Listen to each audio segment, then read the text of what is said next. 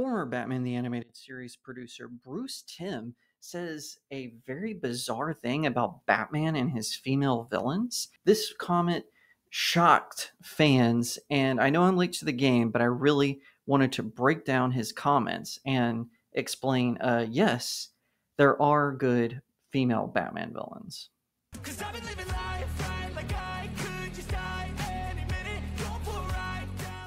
Hi everyone, my name is Jacob Airy. Welcome to the StudioJake vidcast, where I talk about all things pop culture. Be sure to like, share, subscribe. For watching on YouTube, ring that little bell so you get notifications when I post a new video, and consider becoming a channel member. Okay, so Bruce Timm, who really rocked my childhood as far as television production. I mean, he produced Batman the Animated Series, Superman the Animated Series, and of course Justice League and Justice League Unlimited, not to mention the plethora of animated films he has done. But it seems that since he has parted ways with Paul Dini and Alan Burnett, his artistic views have kind of skewed, and this comment about Batman not having enough female villains is just bizarre to me because, as you will find out later, he participated in creating a few cool ones. So this is according to thatparkplace.com. Bruce Timm, who is the showrunner for Batman Caped Crusader, recently explained why he gender swapped the Penguin in the show. In an interview with the Emmys, Timm and executive producer James Tucker were asked by Christine Champagne,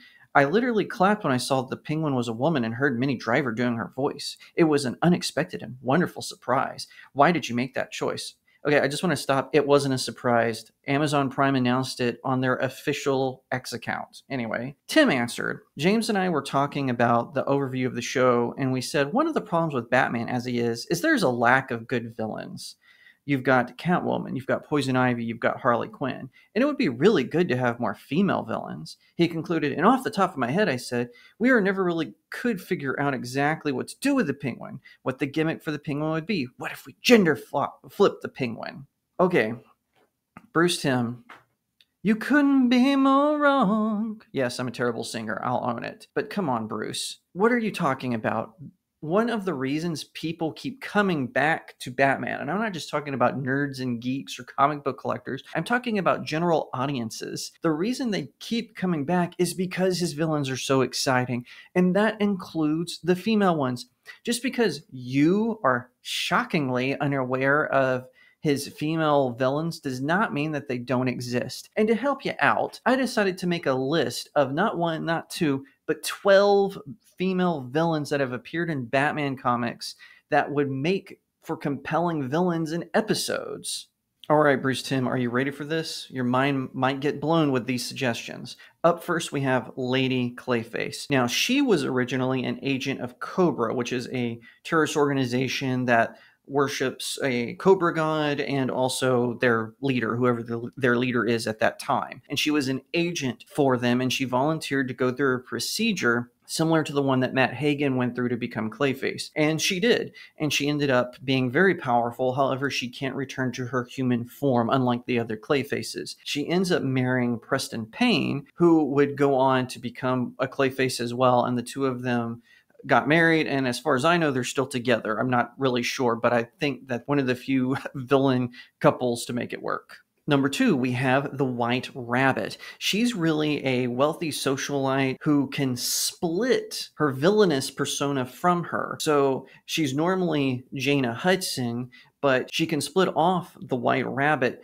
who can then go and commit crimes on her behalf, but then she has a clear alibi. Of course, Batman figured all this out and brought her to justice. There is Whisper Adair. Now, Whisper Adair was originally an assassin, a very high-profile one who worked for Ra's al Ghul's League of Assassins, or Society of Shadows, or League of Shadows, but in the comics it's known as the League of Assassins. She was one of their top hit women, but she would eventually go on to become a villain in her own right, and eventually she worked for the Superman villain known as Intergang.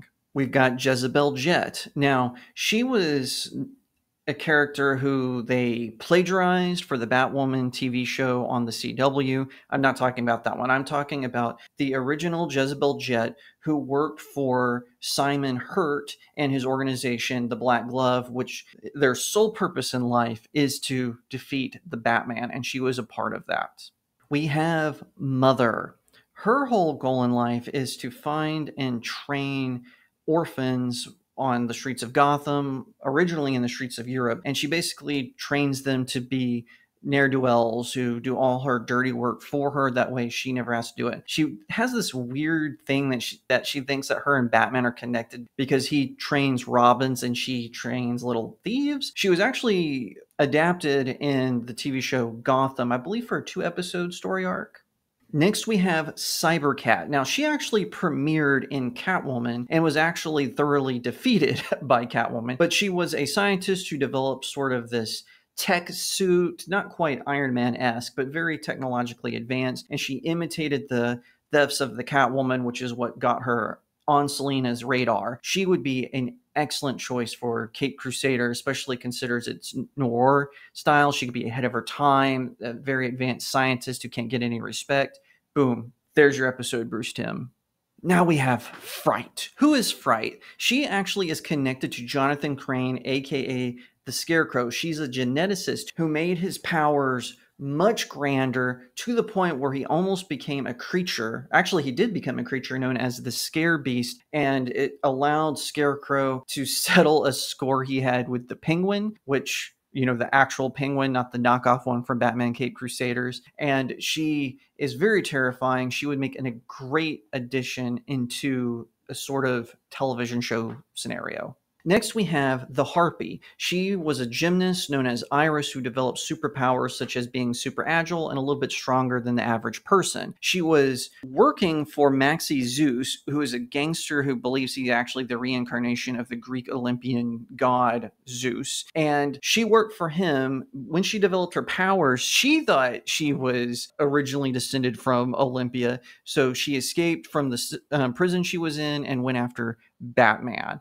And because of her enhanced skills, she actually was able to hold her own against him. Of course, Batman ended up defeating her, but she is another rogue you can't discount. And now we have Jane Doe, who made her premiere in Arkham Asylum Living Hell. And she is a serial killer who her skin was severely burned. So she targets certain people and actually tries to replace them, shall we say, with taxidermy. If you want to do a very dark, kind of brooding episode, she would be a good villainess to insert in there. We come to Lady Vic, who was actually first appeared in Nightwing, but eventually she would move on to Batman comics as well. She is a British aristocrat, a noblewoman who got bored basically and decided to begin this crime spree. She became an assassin, a thief, and she clashed a lot with Nightwing, but later she would graduate into Gotham City, where she would encounter Batman. And in fact, Bruce Wayne has encountered her in her secret identity and at first didn't realize who she was. Of course, since Batman has figured out the true identity of Lady Vic and has brought her to justice, but she would be a really cool femme fatale in any sort of television scenario. Okay, these last two hurt the most because Bruce Timm actually had a hand in creating them. And in fact, this first one I'm going to mention has her own Wikipedia page. That's how popular of a Batman villain she is. We've got Roxy Rocket, who was a Hollywood stunt woman whose skills were unmatched as far as the filmmaking process goes. However, her stunts got more and more dangerous and insurance companies wouldn't cover them anymore. So in the episode The Ultimate Thrill, from the new Batman Adventures, which is the final season of Batman the Animated Series, she opted to become a criminal. She became a thief for the Penguin and would eventually go on to betray him, although he would betray her as well. It was kind of a mutual betraying. And Batman would ultimately have to stop her. She would appear again in Superman the Animated Series in the episode where Superman has to go undercover as Batman. Last but certainly not least, we have Red Claw, who is a criminal organization leader. She's a terrorist who at first targets Gotham City. However, she would later target London, in both plots foiled by the Batman. She would go on to have a comic book debut, but she was a staple for Batman the Animated Series and voiced by the brilliant actress Kate Mulgrew, who did an amazing job, by the way. But I'm shocked because Bruce Timm doesn't seem to remember her, even though she was on his show. It just makes no sense to me. She was at least in 3 episodes, and she did a fantastic job as a villainess. So yeah, there you have it. I honestly do not know what Bruce Timm was thinking, considering he had a hand in creating some of the best Batman female villains. They're all over the place. This is just Bruce Timm trying to gaslight the fans, which he copied from J.J. Abrams, who had a hand in, I believe, co-executive producing Batman Caped Crusader. Ever since Bruce Timm has separated from Paul Dini and Alan Burnett and some of the other people behind Batman the Animated Series, it's become clear that he has lost his way. Hopefully he can rediscover it and we can get some new, cooler Batman stuff. Hopefully Batman Cape Crusader Season 2 is better than the first. It did get renewed, but they can't come back from all the gender and race swapping that they did. You know, they would have to eat a lot of crow to do that, and these Hollywood big shots just aren't going to do it. But what about you? Did you like my list of 12 Batman villainesses? Who would you add? Who would you take away? I'd love to know. Please tell me in the comments section below. But back to Bruce Timm for a second. Bruce Timm, if you hear this, I mean no disrespect, but I gotta fact check you, buddy. I've been a Batman fan because of you. Batman the Animated Series led me into reading amazing Batman stories from the likes of Neil Adams, Scott Snyder, and Chuck Dixon. And it was all because you aired a cartoon in the 90s on Fox Kids. And I've never looked back. To this day, Batman is still my favorite superhero. As far as that goes, Batman will always be my favorite. So Bruce Timm, I hope you will do your research and know better for the next time. Thank you so much for watching. If you liked that video, give it a thumbs up, share it to all your friends, leave me a comment and tell me what you think, and subscribe. If you're watching on YouTube, ring that bell so you get notifications when I post a new video, and consider becoming a channel member. If not, you're like, hey, I'm watching elsewhere or even here on YouTube and I don't want to support you on big tech.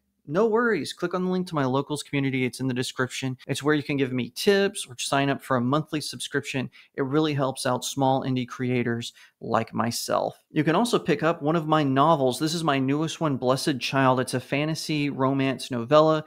Nothing woke in it. It's just a solid story about a disgraced knight who wants redemption and is assigned to protect an elf princess who is shockingly pregnant with a human child. You'll definitely want to check that out, give it a read, and I hope you enjoy it. Thank you so much for watching, and I'll see you next time right here on Studio Jake.